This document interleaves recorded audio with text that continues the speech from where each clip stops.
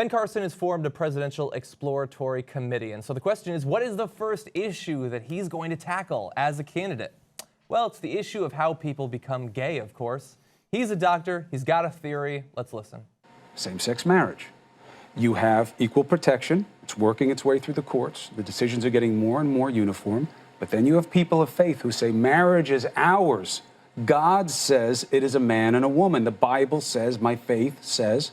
Which one wins with Dr. Carson? Here's what I would do. I would do what the Constitution says. Constitution says civil issues of that nature should be determined at the state level. Why does it say that? Because the judicial system at the state level has to answer to the people. What if people of a state vote for a law 100-0 that winds up infringing on the rights of a minority, like happened very often with slavery, like many would argue is happening now with people who are gay? And our Constitution was followed, and we corrected those things. Yeah, we corrected them by not allowing you to discriminate, and that's what the courts are ruling right now. Yeah. No, Okay, I love that it just corrected itself. Corrected. It's better. It's improving all the time. By the way we corrected it is we fought tooth and nail and barely got it passed. Conservatives at the time said under no condition would they allow for the end of slavery, would they allow for civil rights, due process rights for African Americans, equal rights for African Americans? No way, no way. And we fought tooth and nail to make that happen. And now we're fighting tooth and nail on the issue of gay rights. Yeah. And we have Ben Carson opposing us, saying, what? If it's meant to be, it'll work out. Yeah. To be fair, most of the Republican Party still doesn't want those equal rights for black people. But let's get to the issue of choice. How exactly does someone become gay? Here is that theory. Isn't that what's happening right now with same-sex marriage? It's being corrected as a form of violation of equal protection. No, you can't just say because it happened that way this time, this is the same situation. It's not the same situation. Because people have no control over their race, for instance. You think they have control over their sexuality? Absolutely. You think being gay is a choice? Absolutely. Why do you say that?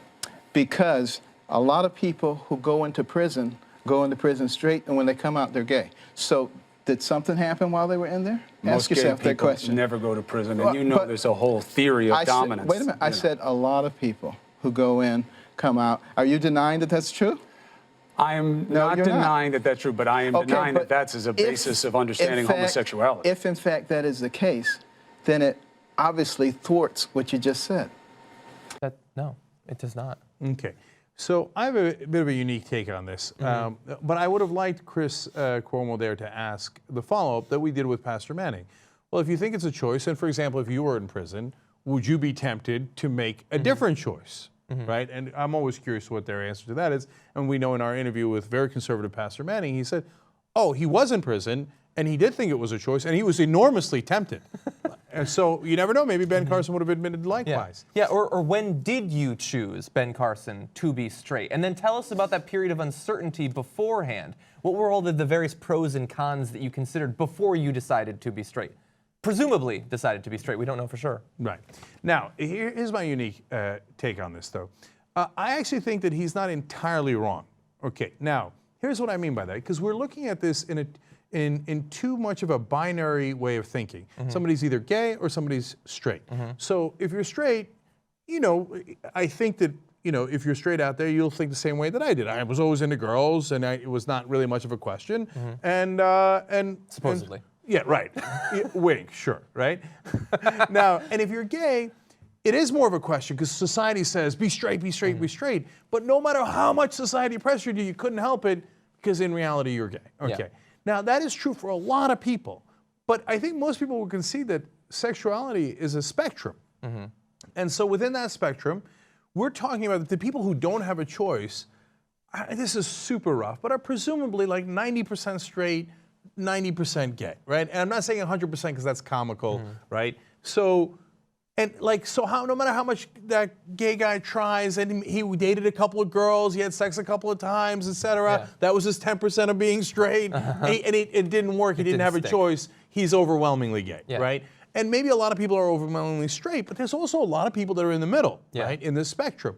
And so I think for those people, it is a bit of a choice, right? But they don't complete that logic, that line of thinking. Okay, so it's a choice. Great. The whole country is built on choice. Yeah. The whole point, and I thought part of what the Republican Party stood for is freedom, liberty. So you're saying it's a choice, and let's take that away from them. Yeah. Why? Why would we take that away from them? I get why sort of socially we have discussions over whether or not it's a choice, because the idea is that for really strong anti-gay people, it's harder to be anti-gay if you know that what you hate about a person is something they can't change. And so that's why we try to convince them that it matters. But on the other side, what does that have to do with whether or not it should be illegal to have a gay marriage? Like if you chose or if it was born, they just say, oh, choice, so it doesn't matter.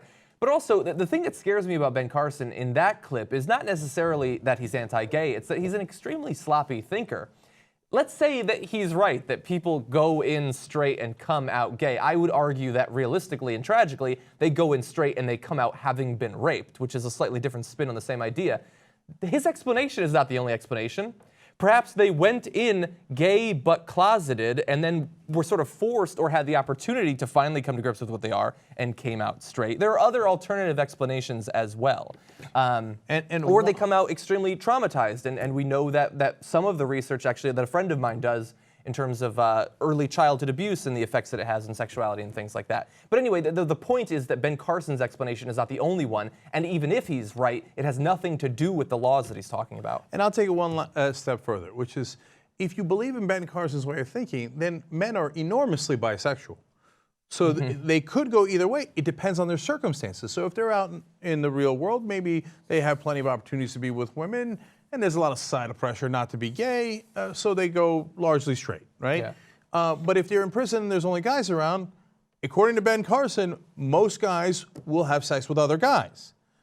Well, then you're saying most guys are, at the very least, enormously bisexual. Yep. And if that's the case, why are you discriminating against an enormous percentage of the population?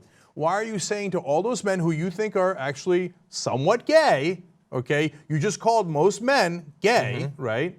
Then why are you taking rights away from them? Don't we want as many Americans as possible to have the same rights?